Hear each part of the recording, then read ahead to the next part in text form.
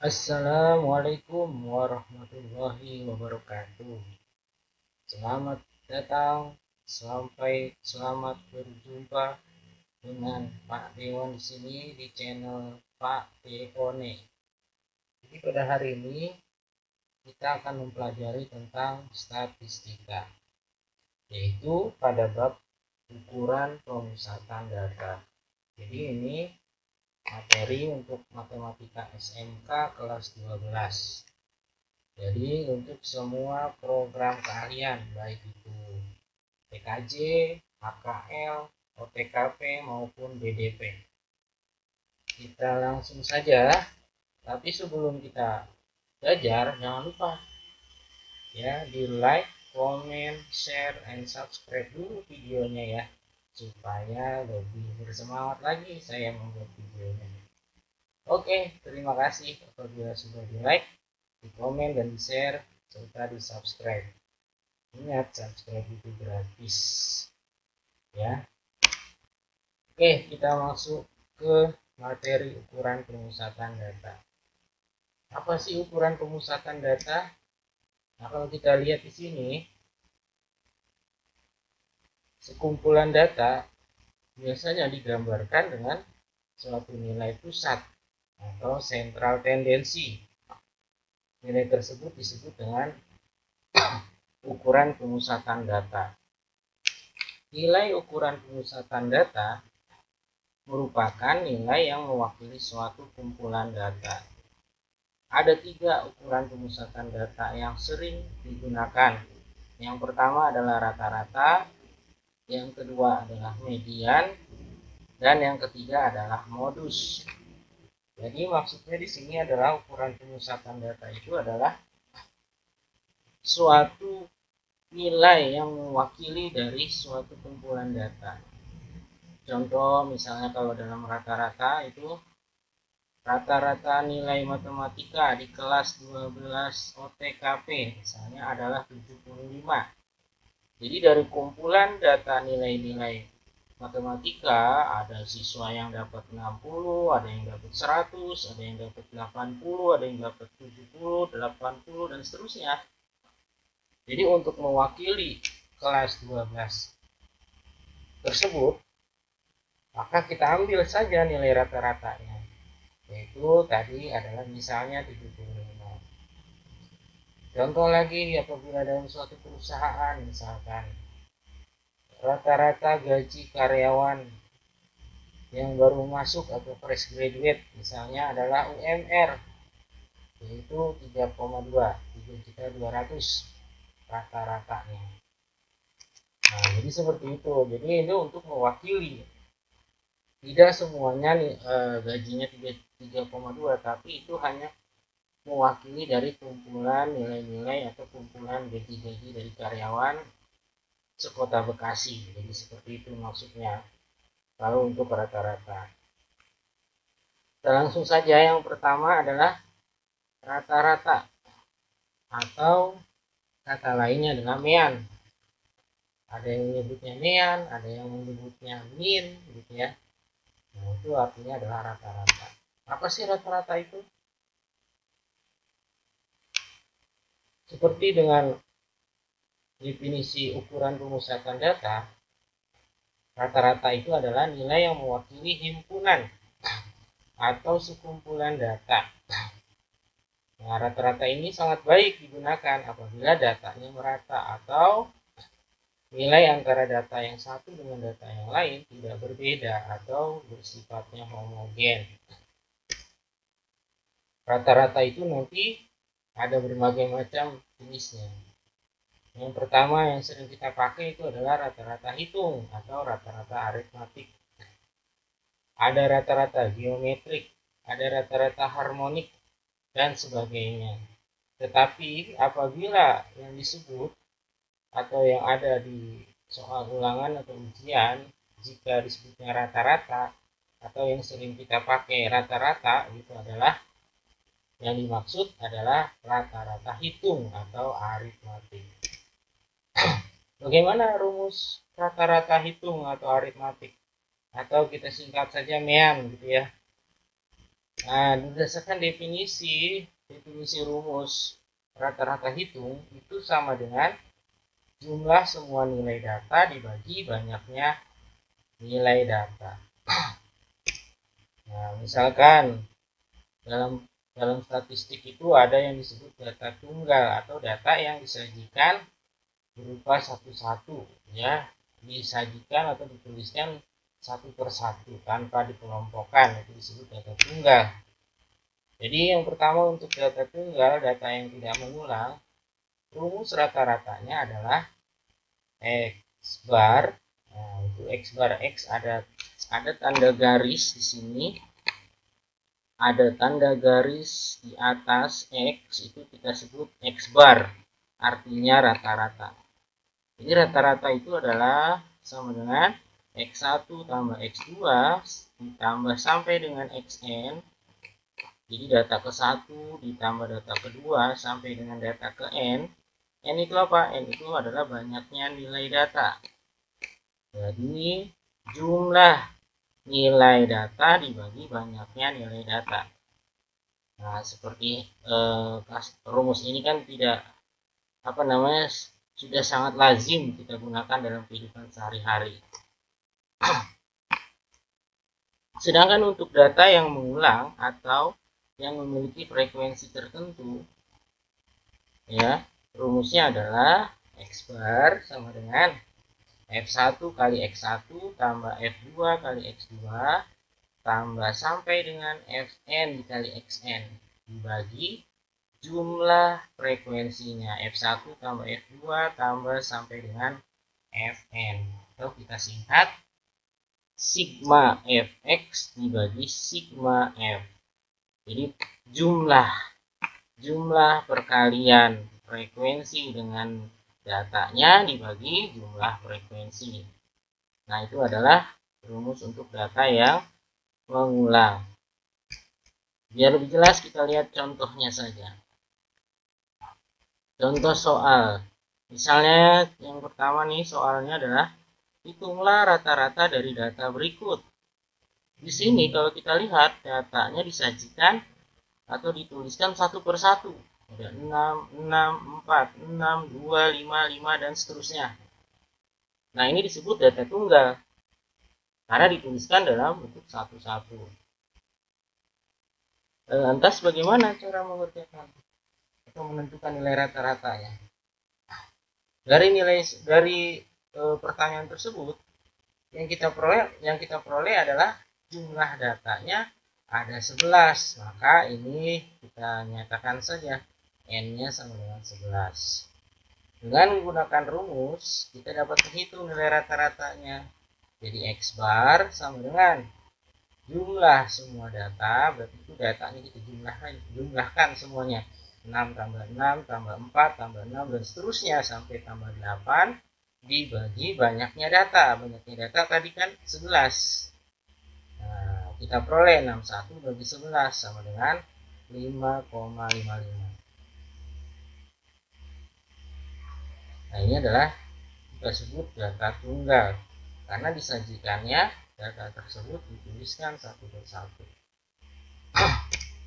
Contoh yang kedua, misalkan gini, rata-rata nilai ujian matematika dari 29 orang siswa adalah 70. Ketika nilai ujian milik Andi digabungkan,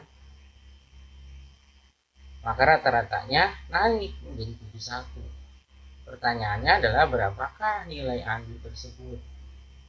Nah, untuk mengerjakan soal seperti ini, kita harus identifikasi dulu apa yang diketahuinya. Dari soal diketahui bahwa sebelum nilai Andi dimasukkan, berarti jumlah siswanya ada 29 dan rata-ratanya 70. Jadi total keseluruhan nilai, jadi total jumlah nilai tanpa nilai Andi gitu ya, dari 29 siswa bisa kita tentukan seperti ini nilainya.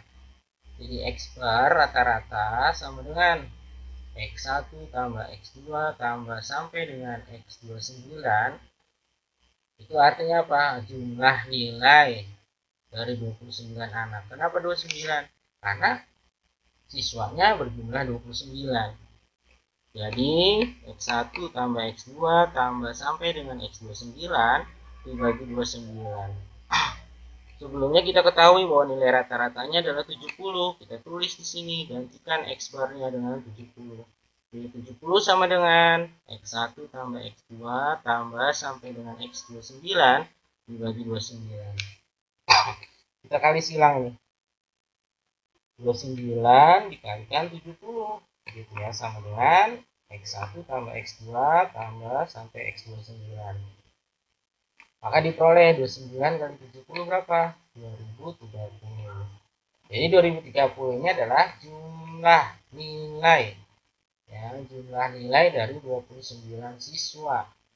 Oke, di sini ditulisnya X1 tambah X2 tambah sampai dengan X29. Paham ya? Jadi ini adalah jumlah nilai dari 29 siswa adalah 2030. Kemudian dengan masuknya nilai Andi, nah berarti kan ditambah satu orang tuh. Nah, Andi masuk, maka nilai siswanya, jumlah siswanya bertambah. Yang awalnya 29 tambah Andi jadi 30. Jadi N-nya 30. Dan rata-ratanya berubah dong menjadi 71. Selanjutnya untuk mengetahui berapa sih nilai Andi gitu ya, sehingga rata-ratanya menjadi naik menjadi 71. Kita mau menentukan berapa nilai rata-rata si Andi tersebut. Maka dengan rumus nilai rata-rata, kita perhatikan rumus yang kita pakai sama dengan yang tadi, sehingga ada penambahan sedikit. X bar sama dengan X1 tambah X2 tambah sampai X29, artinya jumlah nilai dari 29 siswa ditambah X30 ditambah nilainya si Andi dibagi 30, gitu kan.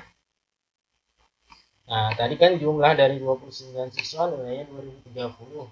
Maka kita tuliskan X bar sama dengan 2030 tambah X30, nilai si Andi itu dibagi 30. Masukkan nilai rata-ratanya tadi berubah ya menjadi 71. Ganti rata-ratanya jadi 71. Sehingga kita bisa kali silang nih 71 dengan 30. 71 kali 30 sama dengan 2030 tambah X30.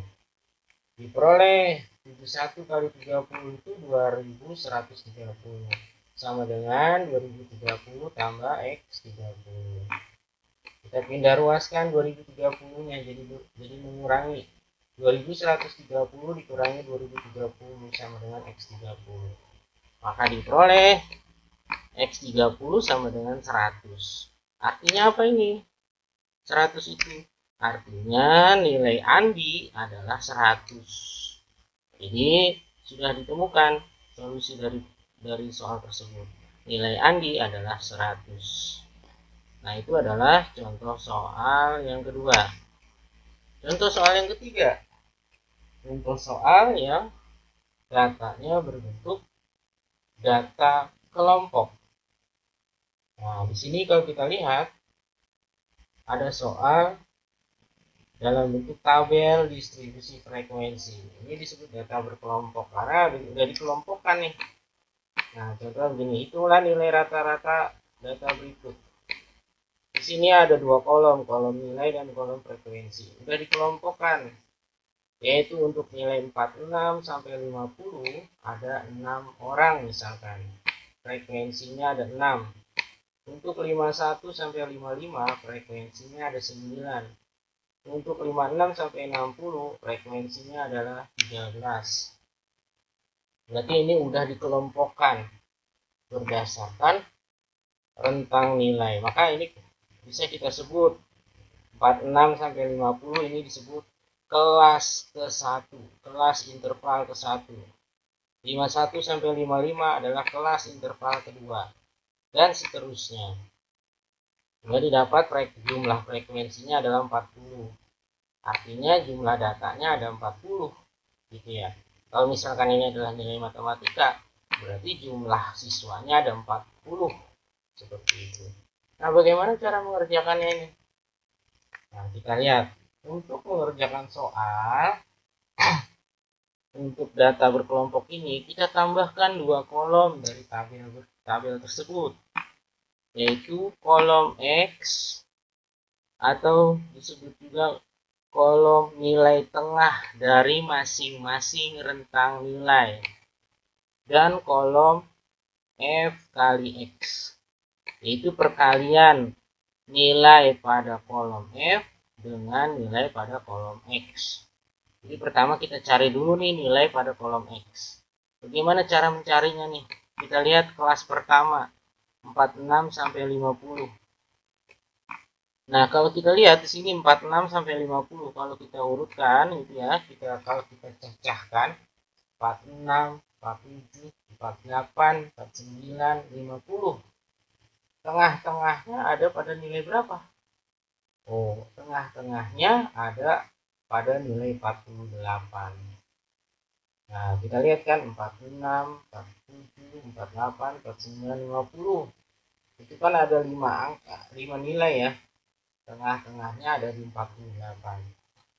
Maka nilai X pada kelas pertama kita tulis di 48.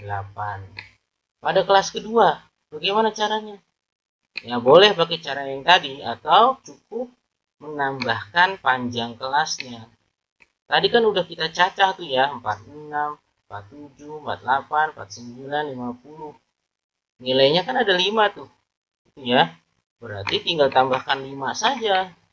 48 pada kolom X ya. 48 tambah 5, 53. Kelas ketiga, 53 tambah 5, 58. Kelas keempat, 58 tambah 5, 63. Kelas kelima, 63 tambah 5, jadi 68. Sudah diperoleh nih semua nilai X-nya. Nilai pada kolom X. Kemudian kita cari kolom keempat. Kolom F kali X. Kalikan nilai yang ada pada kolom kedua, kolom F, dikalikan pada kolom ketiga, kolom X. Misalnya di sini. Pada kelas pertama 6 kali 48 diperoleh 288. Kelas kedua 9 kali 53 hasilnya 477. Dan seterusnya ini kita kalikan semua. Setelah dikalikan semua, kita urutkan ke bawah tuh.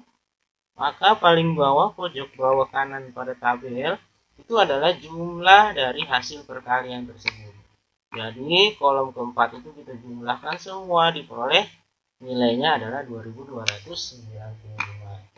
Jadi nilai rata-ratanya berdasarkan rumus adalah sigma fx dibagi sigma f. Jumlah perkalian frekuensi dengan nilai tengahnya dibagi dengan jumlah frekuensi. Ya udah, berarti tinggal bagi saja 2295 dibagi 40. Maka diperoleh 57,375, atau bulatkan saja dua angka di belakang koma, jadi 57,38. Nah, itulah contoh dari nilai rata-rata data berkelompok. Sebenarnya masih banyak lagi cara untuk data berkelompok. Kita pakai yang biasa digunakan aja. Seperti ini. Nah, kemudian pada ukuran pemusatan data ada yang disebut dengan nilai tengah atau median. Jadi nilai tengah median itu adalah sekumpulan data atau bilangan yang terletak di tengah-tengah setelah bilangan atau data tersebut diurutkan. Jadi pertama ya datanya harus kita urutkan dulu. Setelah diurutkan, maka kita cari data yang letak atau posisinya di tengah. Maka itu adalah disebut median. Nah, untuk median data tunggal. Jika median data tunggal, jika datanya berjumlah genap atau n-nya genap, maka nilai mediannya adalah nilai datum atau nilai data pada urutan ke setengah dikali n tambah 1. N-nya itu adalah banyaknya data. Jadi ya. Jadi misalkan kalau ganjil misalnya datanya ada 3. Jadi setengah kali 3 tambah 1 gitu. Kalau datanya ada 51, kan 51 kan 51 adalah ganjil. Ya, berarti 51 tambah 1 sama dengan 52. Jadi setengah dari 52. Atau dapat kita tulis, oh ini salah ketik ya, ini seharusnya n-nya ganjil ya, bukan genap ya, typo. Ya, mohon maaf. Ini seharusnya n-nya sama dengan ganjil. Jadi kita tulis rumusnya, ME median sama dengan X data ke setengah dikali N tambah 1. Sedangkan untuk data yang genap, ini kebalik ya. Kebalik nulisnya. Yang kedua ini seharusnya adalah genap. Ya, yang pertama tadi ganjil. Jadi untuk data N-nya bernilai genap, maka mediannya adalah data ke setengah dari data ke N per 2 ditambah data ke N per 2 tambah 1.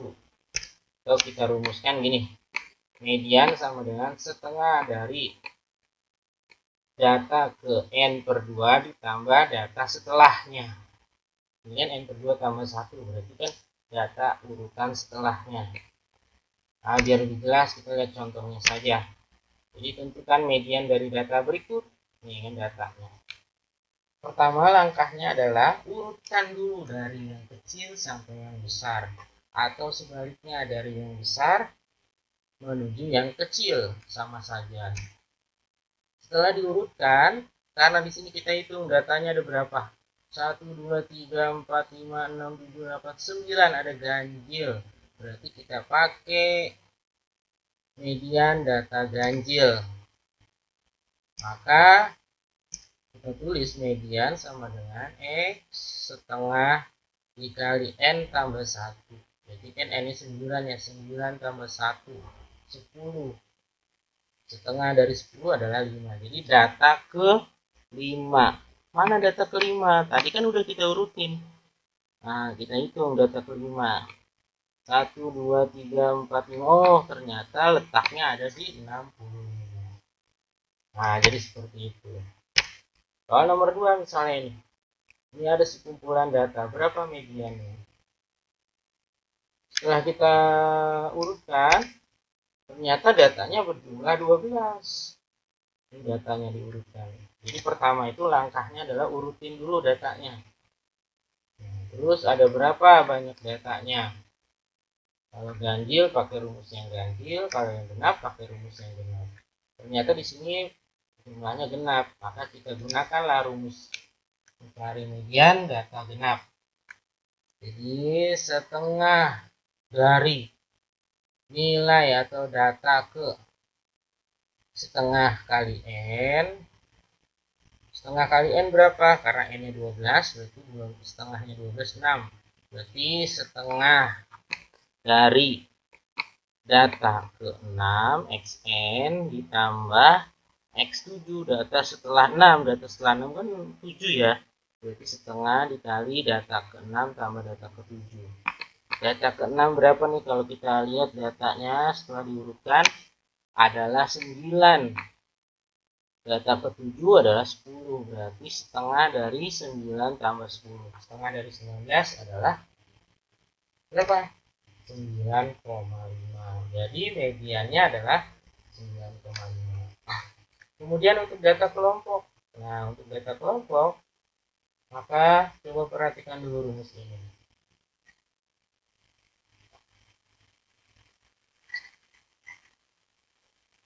Ya, median untuk data kelompok kita tulis ME median sama dengan tepi bawah TB.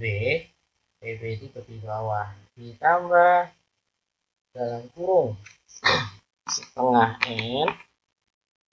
Setengah N itu adalah N-nya itu banyaknya data ya, atau jumlah frekuensi semuanya, dikurangi FK. Apa FK? FK adalah jumlah frekuensi sebelum kelas median, dibagi F frekuensi kelas median, dikali dengan panjang kelas atau P. Biar lebih jelas kita lihat contoh. Tentukan median pada data berikut. Nih data kelompok ya. Karena sudah dikelompokkan nih. Nilai 41 sampai 50 ada 6. Jumlah frekuensinya berapa? Jumlah frekuensinya ada 40. Jadi datanya berjumlah 40. Maka langkah pertama penyelesaiannya adalah tentukan dulu letak kelasnya. Letak kelasnya karena tengah-tengah berarti setengah dari total banyaknya data. Atau banyaknya data 40 tinggal bagi 2. Berarti sama dengan 20. Berarti nanti kita bisa menentukan letak kelas mediannya ada pada urutan ke-20. Bagaimana cara menentukan urutannya? Maka dari tabel berikut, tambahkanlah satu kolom, yaitu kita sebut kolom FK, frekuensi kumulatif. Pada kelas pertama 41 sampai 50, nilainya 6. Maksudnya apa? Artinya jumlah frekuensi pada kelas tersebut dan sebelumnya. Kan sebelumnya nggak ada. Udah berarti tinggal tulis aja frekuensi kelasnya 6. Pada kelas kedua 51 sampai 69, 9 orang misalnya. Frekuensinya 9. Maka FK-nya adalah tambahkan 9 ditambah 6 sama dengan 15. Terus kelas ketiga frekuensi kelasnya 13. Berarti frekuensi kumulatifnya adalah frekuensi kumulatif sebelumnya tambah dengan frekuensi kelas. 15 tambah 13 28. Pada kelas keempat berarti 28 tambah 8 36. Pada kelas kelima berarti 36 tambah 4 40. Jadi total datanya kan ada 40. Nah, kita perhatikan di sini. Tadi letak kelasnya ada pada urutan ke-20. Nah, kita lihat kalau kelas pertama ini FK-nya 6. Berarti ini urutan 1 sampai ke 6. Ada di kelas 1. Kelas kedua berarti ini 6. Setelah 6 berapa? 7. Jadi pada urutan 7 sampai 15 ada di kelas kedua. Kelas ketiga ini adalah berarti urutan 16 sampai 28. Kelas keempat berarti urutan 29 sampai 36 dan seterusnya. Berarti urutan 20 ada di kelas ketiga. Ini yang saya kasih tanda orange, berarti itu adalah kelas mediannya. Karena urutan 20 ada di sini. Jadi kelas ketiga. Kita lanjutkan, jadi kelas mediannya sudah kita peroleh. Setelah kita peroleh kelas median, kita identifikasi karena sesuai rumus tadi ya. Kita identifikasi dulu, yaitu TB. Apa itu TB? Tepi bawah. Tepi bawah kelas median. Kelas mediannya ini yang udah ditanda ini. Di sini batas bawah nilainya 61. Maka yang namanya tepi ya pinggir banget ini, tepi namanya aja tepi. Berarti batas bawah dikurangi 0,5. Jadi 61 dikurangi 0,5. Jadi kita peroleh nih 60,5. Jadi tepi bawah itu batas bawahnya kita kurangi 0,5. Panjang kelasnya berapa? Nah, tadi kan sudah kita paham ya. Panjang kelas itu 61 sampai 70 kan nilainya ada berapa? Ada 10. Maka itu disebut panjang kelas. Atau bisa kita lihat di sini. Ini pada kelas median nih, batas bawahnya 61. Pada kelas keempat, batas bawahnya 71. Oh, 61 ke 71. 71 kurang 61. Oh, sama dengan 10. Berarti panjang kelasnya 10. Frekuensi kumulatif. Nah, ini salah ketik lagi nih. Ini typo ya. Frekuensi FK itu adalah frekuensi kumulatif sebelum kelas median. Sebelum kelas median, berarti kan yang tanda orange, frekuensi kumulatifnya adalah 15. Ini kurang angka 1 ya, jadi seharusnya ini FK-nya 15. F sama dengan 13. F adalah jumlah frekuensi kelas mediannya. Maka ketika kita akan memasukkan rumus median tersebut, maka median sama dengan tepi bawah 60,5 ditambah, nah setengah N itu tadi ya, dapatnya tadi setengah kali 40. Cara menentukan letak kelas tadi, jadi kita isi adalah 20 dikurangi 15 itu adalah FK, frekuensi kumulatif kurangnya, dibagi 13 dikali 10 panjang kelasnya, hingga diperoleh sering gitu kan ya. Jadi mediannya adalah 64,346, dibulatkan saja jadi 64,35. Nah itulah nilai median untuk data berkelompok. Yang sini paham ya? Oke, kita napas dulu sebelum kita selanjutnya.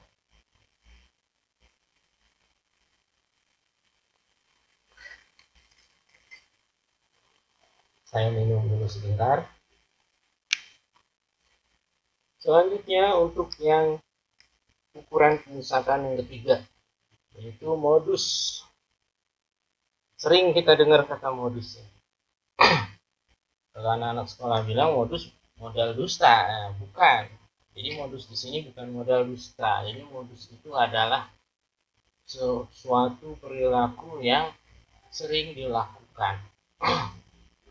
Contohnya misalkan modus operandi maling motor adalah menggunakan kunci T, gitu ya.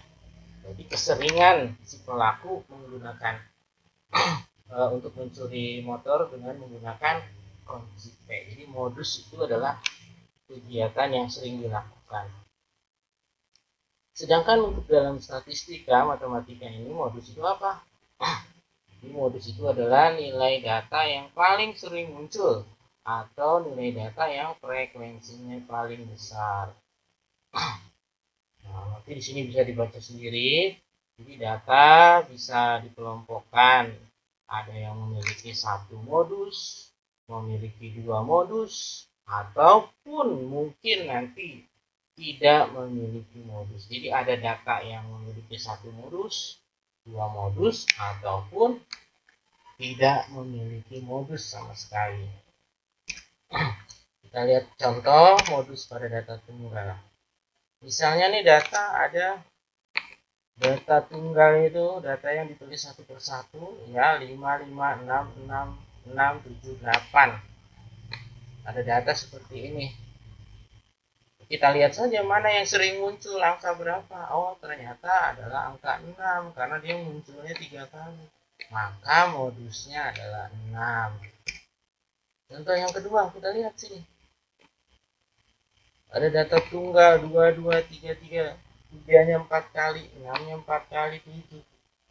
Ternyata yang paling banyak muncul itu angka 3 dan angka 6. Jumlah kemunculannya adalah 4. Maka ini tidak apa-apa, modusnya ada 2. Jadi ini artinya adalah modusnya 3 dan 6. Kemudian contoh yang ketiga nih. Misalnya ada data nih 2, 3, 4, 5, 6, 7. Nah ini tidak ada angka yang mengulang atau tidak ada data yang tampil atau yang sering muncul lebih dari satu. Maka ini kita sebut data tersebut tidak memiliki modus. Contoh yang keempat ataupun gini misalnya data 33, 55, 66, 77. Jadi masing-masing nilai tersebut frekuensinya sama semua. Gitu ya. Mau 3-nya 2 kali, 5-nya 2 kali, 6-nya 2 kali, 7-nya 2 kali. Berarti juga kita bisa sebut data tersebut tidak memiliki modus. Begitu. Jadi modus itu bisa memiliki satu modus, dua modus, dan juga tidak memiliki modus. Sedangkan modus pada data berkelompok, nah rumusnya ini adalah modus sama dengan TB tepi bawah ditambah D1 bagi D1 tambah D2 dikali panjang kelas. Tepi bawah, PB itu tepi bawah ya, sama kayak tadi. P adalah panjang kelas. D1 adalah frekuensi kelas modus dikurangi frekuensi kelas sebelumnya.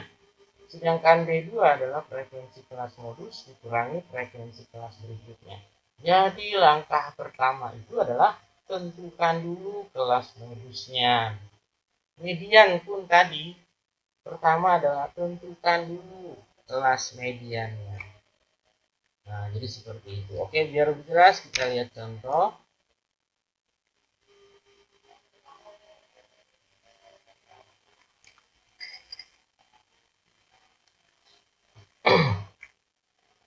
Tentukan modus dari data pada tabel berikut. Tabel distribusi frekuensi. Nah, misalnya ini ada soal seperti ini. Ini ada rentang nilai, ada kolom frekuensi.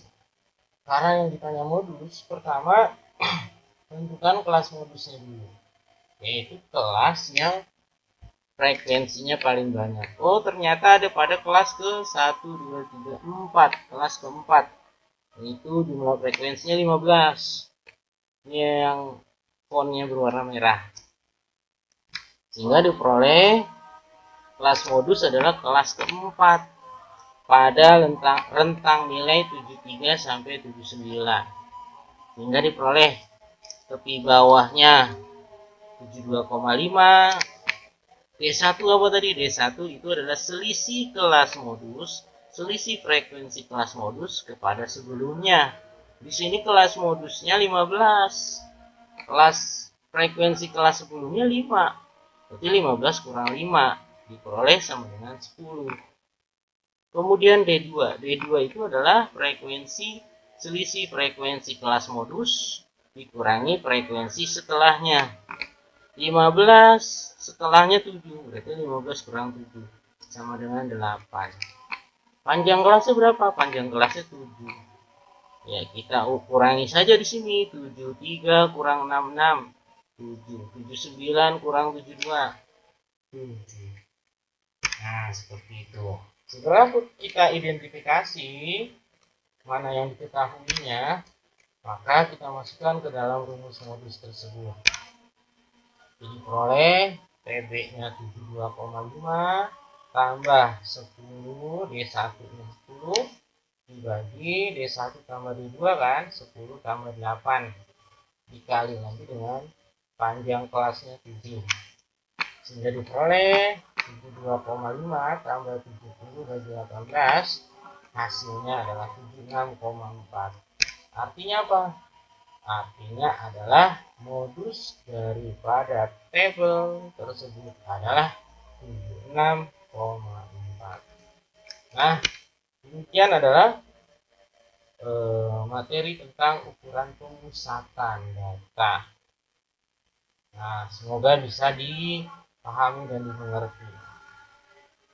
Pada video selanjutnya mungkin kita akan belajar tentang ukuran penyebaran data. Oke, demikian video dari saya. Untuk murid-murid saya kelas 12 AK, 12 TKJ, 12 BDP, dan 12 APKP, tugasnya nanti ada di selanjutnya. Nanti saya kabarkan lagi. Ini materinya di sini. Oke, dan juga jangan lupa untuk student semua untuk like, comment, share, and subscribe. Sampai jumpa lagi. Assalamualaikum warahmatullahi wabarakatuh.